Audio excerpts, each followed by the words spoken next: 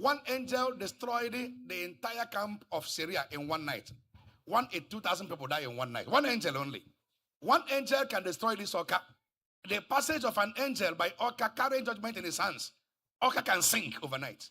An angel excel in strength. They are mighty in strength. Hello? And one of them can do, and of course they manifest. It's a glorious thing to have an angel go with you.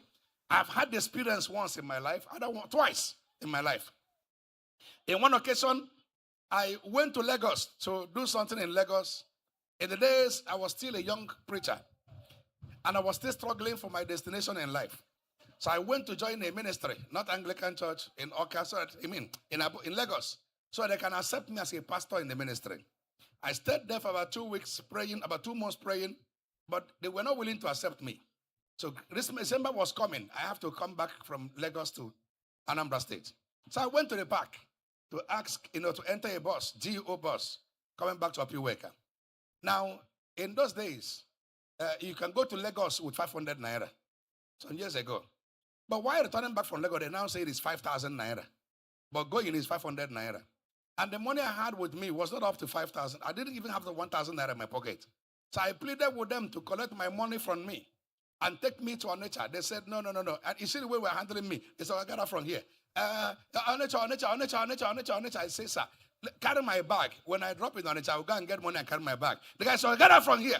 Onitsha. I was like, what am I going to do here? I brought a little Motorola phone. There was a phone they call Motorola.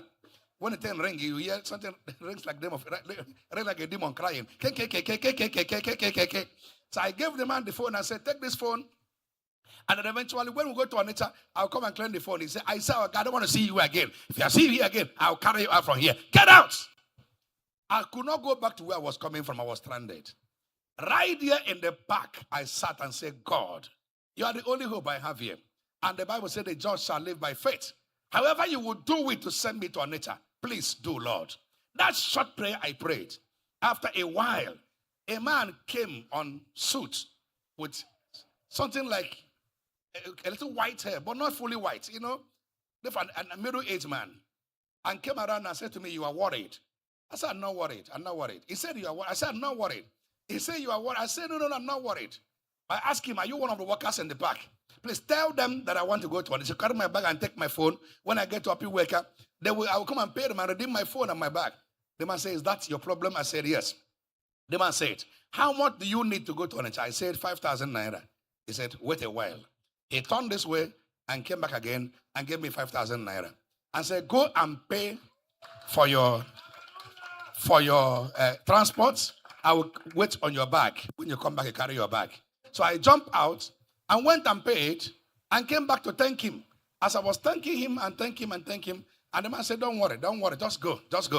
So as he left and I turned to go, after a while I turned again to ask him for his phone number. As I turned, I didn't see him again. It became obvious to me that